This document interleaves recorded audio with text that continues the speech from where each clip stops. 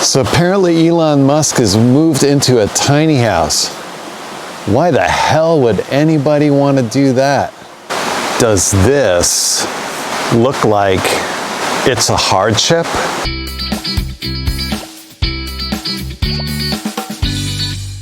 All right, so Elon Musk's a guy who has unlimited wealth, but he actively makes a decision to live in a tiny house. He's sold off all his land. He's pared down his possessions to a bare minimum. He now lives in a couple hundred square foot foldable tiny house by a company called Boxable. This information causes a Tucker Carlson worthy furrow on most people's foreheads. And if you're of a certain age bracket, it's a what you talking about Willis moment. In the tiny house community, which I am proud and humbled to be part of, there is no such furrowing going on. We do not scratch the sides of our temples and go, why would Elon Musk do such a thing? No. It's very simple to us because we already know the awesomeness of tiny houses. And with this video, I want to clear up a couple misconceptions that arise so often that are illustrated by this story. And that is, one, the majority of people who live in a tiny house don't do so because of economic necessity. This is this myth that you don't have a lot of money, so you only buy a very small house to reflect the fact that you don't have a lot of money. That's complete and utter. Tiny houses are actually some of the most expensive houses you can buy on a per square foot basis. Why is that? Because you still have a kitchen, you still have a bathroom, you still have, except they're very small, and therefore the square foot cost of a bathroom that still has a sink and a shower and a toilet is that much higher. Now that said, there are people who live in very small houses because out of economic necessity.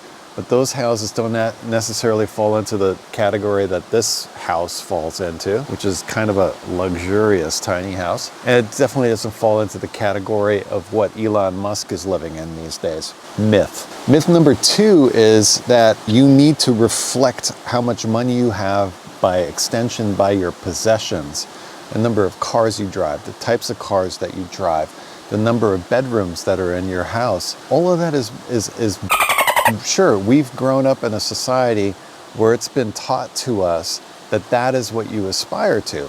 You always spend as much money as you have available to you on whatever house that you buy. Of course you do. But who benefits from that? Furniture companies, mortgage companies, real estate companies, the power company benefits from it. Construction companies benefit from it. People who provide furnishings benefit from it. And guess what? They're all part of this lovely system that we call capitalism. Obviously, that's going to be marketed to us. And I think a lot of us have internalized that to such an extent that it's shocking. Like, Elon Musk lives in a tiny house? What? We've been conditioned so well that we can't even understand that anymore. So is Elon Musk some kind of anomaly of wealth to do so? No. There's Tony Hsieh, who sadly is no longer with us. But Tony Hsieh sold his company to Amazon, Zappos, for millions of dollars. And what did he do with all that money? Did he buy himself a gigantic house? No, he bought himself an Airstream trailer and lived in that in downtown Las Vegas. So no, Elon Musk is not some kind of one-off anomaly. Other people with tremendous amounts of wealth have done exactly the same thing. Now, not everybody with tremendous wealth does that. Not everybody with tremendous wealth should do that. You do whatever you want to do. And that's really the point of tiny house living. Whether it's a tiny house, whether it's a converted school bus, whatever form that takes, it's fine. It's just an expression of who you are and what's important to you. We don't question his motivations. We don't think that he's crazy for doing it. We get it. I think it's amazing when somebody who's that high profile is able to challenge the status quo of the mindset that if you're rich, you need to spend a ton of money on your house. He doesn't care about that. But when you don't surround yourself with all this clutter and 20 bedroom houses, you're so much more able to focus in on what's important to you. And Elon Musk clearly wants to go to Mars or send somebody to Mars. And when you're in a tiny house, there's not a lot of distractions, just like there's not a lot of distractions here. I've done a lot of work in this house in terms of being able to write and formulate my thoughts and coming up with these videos for my channel. Tiny Industrial is a channel that's dedicated to tiny houses.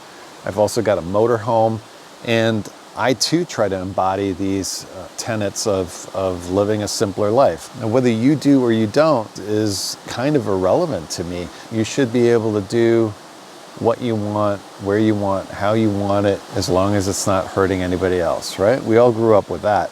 You do you, boo. Tell me what you think. Tell me if you think he's crazy. Drop a comment below. I can only tell you from my experience, this house behind me has been one of the greatest things that I've ever done in my life. Buying this property that this house sits on is one of the best decisions I've ever made in my life. This house has turned me into a tiny house book author, ditched my corporate career by virtue of this tiny house, and started building them for others. And when the pandemic hit in 2020, this tiny house became the place that I sought refuge and I came to.